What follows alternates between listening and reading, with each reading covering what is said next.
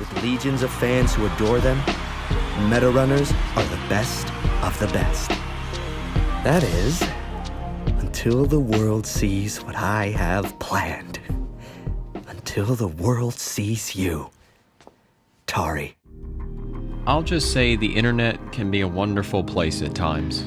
Thanks to websites like YouTube, it has led to many fantastical discoveries of media, ranging from revisiting old cartoons, finding obscure games, and even discovering amazing web-only content. If anyone has seen my Killer Bean essay, then you know where I'm going with this. Ever since the Newgrounds revolution of the mid-2000s, the web animation community has only gotten bigger thanks to YouTube. Existing popular artists like Oni and Eddsworld have grown larger since then, and newcomers like Hell of a Boss have struck a chord with a much more mature audience thanks to YouTube's variety of a demographic. The web animation scene only gets bigger every year with something new to show for it.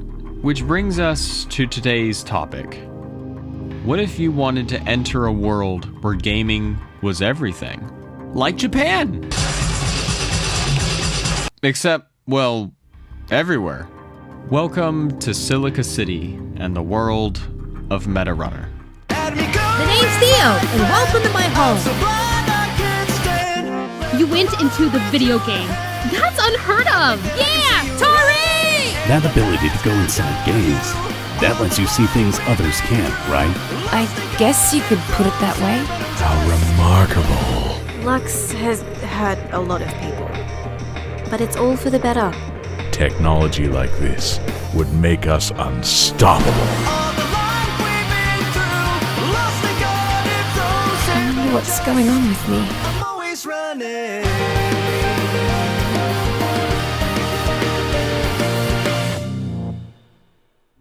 In Silica City, all forms of media and entertainment are based around video games.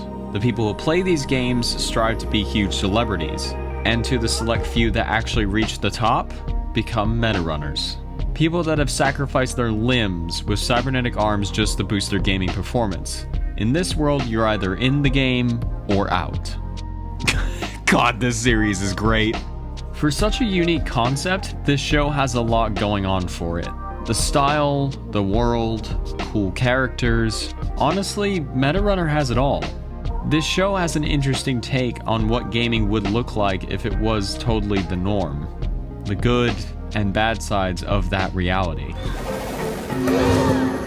Oh no! She missed! She just missed!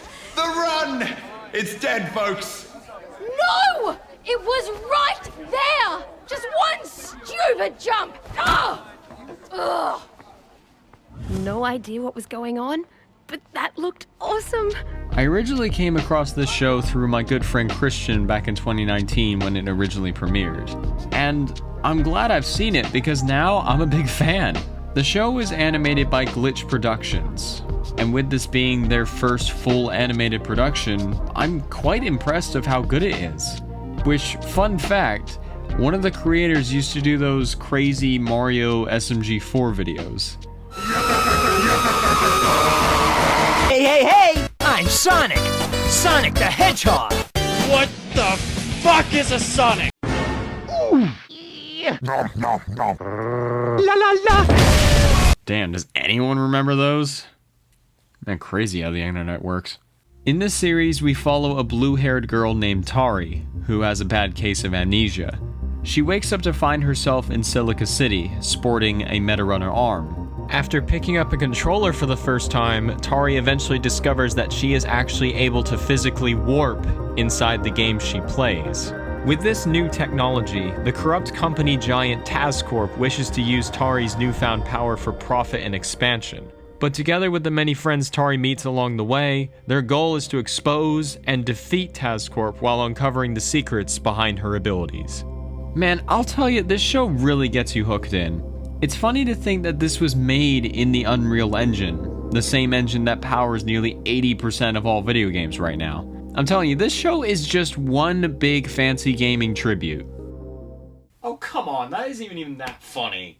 A great series wouldn't be binge-worthy without a great first episode. Tari's introduction to Silica City is the perfect opener for this series.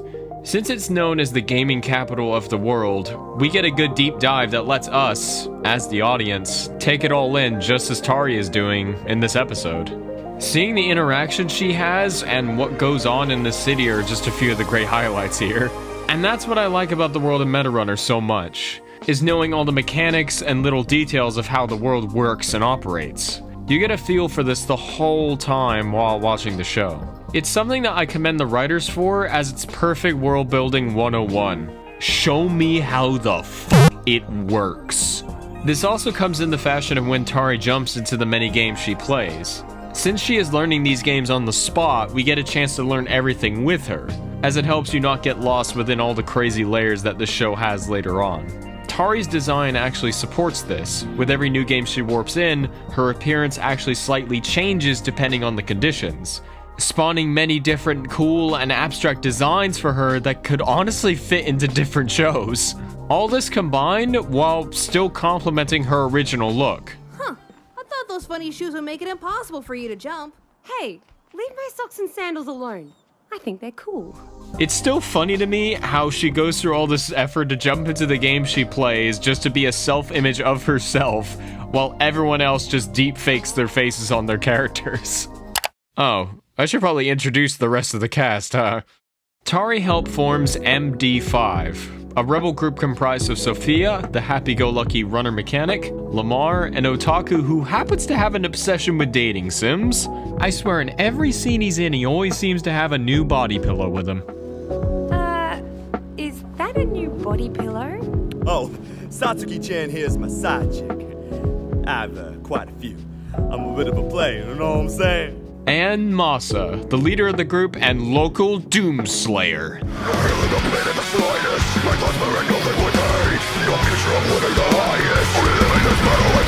Just kidding, but needless to say, Masa is a badass. However, one key member of the group to highlight is Theo, a digital character that happened to be ripped from his game world as well as Tari's best friend. The chemistry these two have is one of the major elements of the show. They have a lot of great moments. I may not remember anything at all, but I can tell when someone's trying to manipulate me. Goodbye, final boss. We'll be back to kill you later. Together, MD5 make quite the family, and you can see why. Their teamwork through the games they play together is really shown in crucial moments. We do spend quite a bit of time in their hideout throughout the series, and it's really swanky. I totally want to be a part of a rebel faction if it had a neat gamer pad. But a series wouldn't be without its villains. First, we have Derek Lux, the CEO of TazCorp. He's arrogant, manipulative, and quite the opportunist in any given moment. After quickly becoming popular with his company through illegal means, he has gained almost complete control of Silica City. By associating himself with authorities and his own private army, Lux shows that he is the one in charge here. I'm extremely busy explaining to the press about your disappointing failure of a performance tonight. Hey, screw you, man. You go and do better. Oh, wait. You can't play video games for crap.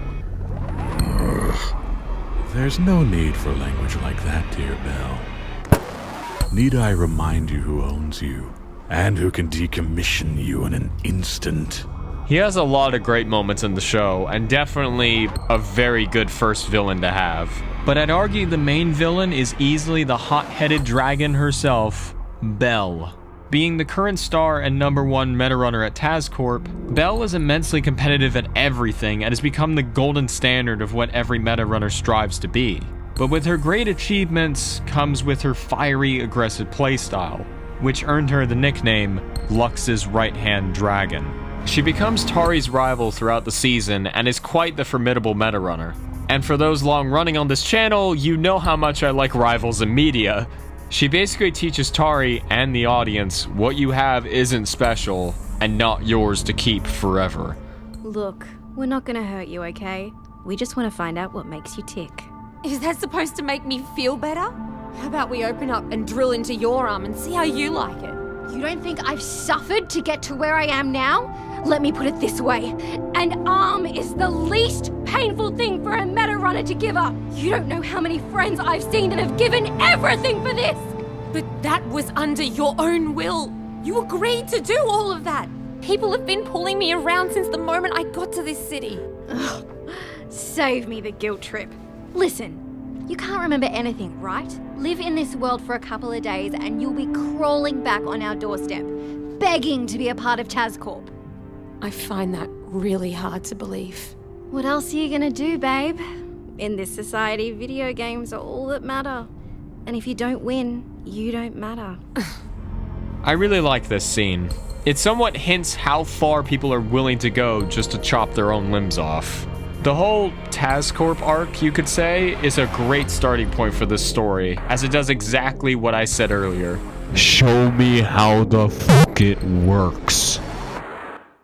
I also do really like the style of the show. While being a limited budget web series, it does have its looks. The many bright lights, highly saturated colors, and streamlined buildings create this almost Blade Runner-esque look to it with all the company logos everywhere, painting an almost dark, mega corporate controlled environment. Which is exactly what it's doing. I mean, look at all this depression, dude.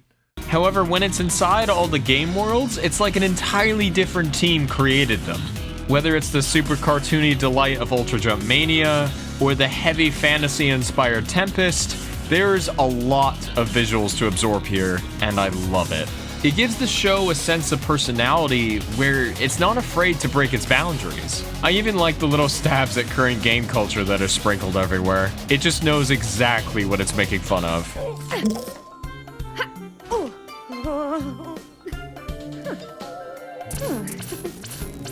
Hey, friend! Please don't exploit bad collision like that! One thing that might throw some people off, though, is the motion capture. While it's fine throughout most of the show, I'll admit it can be a bit wonky at times, with some movements and facial shots looking very weird. But it does get better as the series progresses.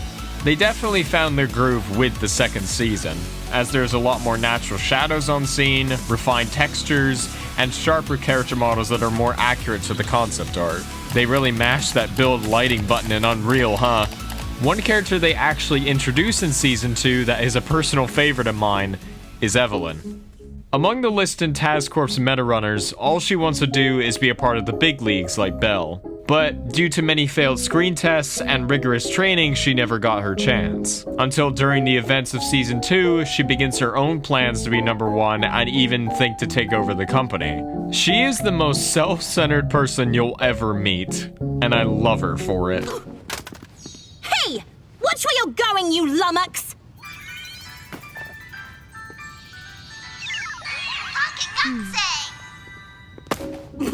Pocket Gakusei? Well, that explains your mask. I'd hide my face too if I played an online anime dating sim. Online anime dating sim? Seriously? On top of everything else, you're an otaku as well. No. Well, I mean, there's nothing wrong with being an otaku. Some of my best friends are otakus. Wait, you have friends? You're not getting this back. Say goodbye to your waifus, because they're mine now. Holy balls, He-Man, this chick is relentless. The writers created her with the intention to be hated, but honestly, I love every second of Evelyn when she's on screen, for both the memes and her skills as a meta runner. I also like the waltz-type music that plays whenever she's on screen. It gives you this sense of urgency and unknowingness to her personality and stuff. Speaking of which, I love the music in this show as well. The soundtrack uses ambient electric tracks that help sell the world here, alongside the themes that go with the respective game that characters will be playing on screen.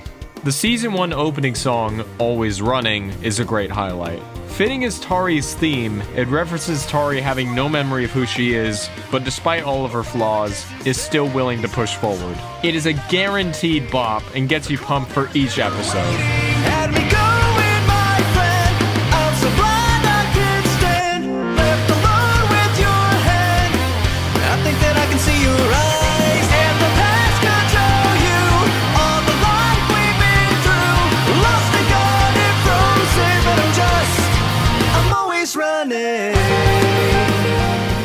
There's honestly a lot of good pieces in here, but my favorite track goes to the theme to the game Battle Blaze. It is under my assumption this goes under counting as Moss's theme. It is a hard-rocking death metal track fitting the hardcore FPS game it's from.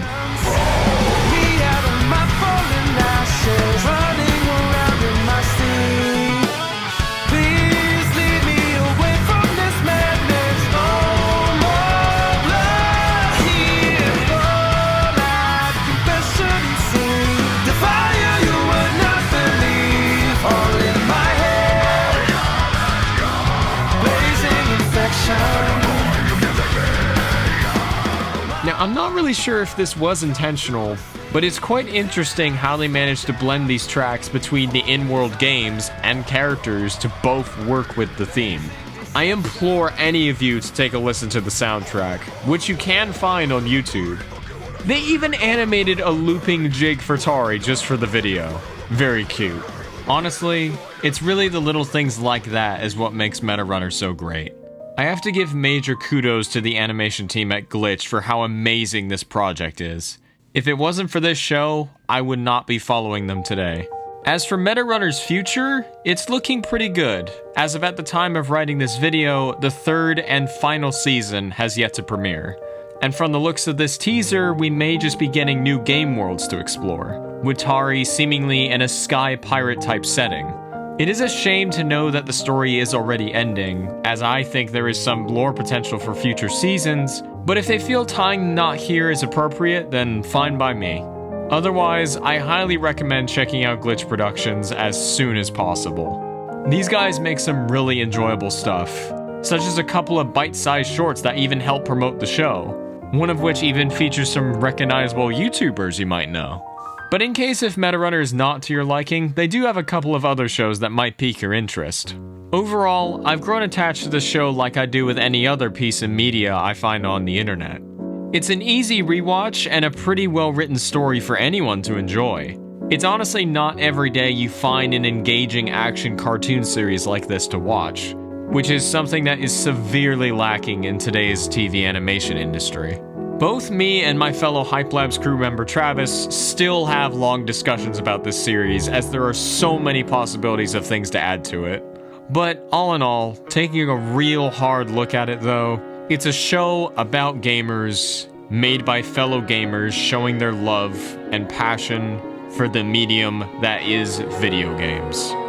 Which is why Metarunner is my favorite thing.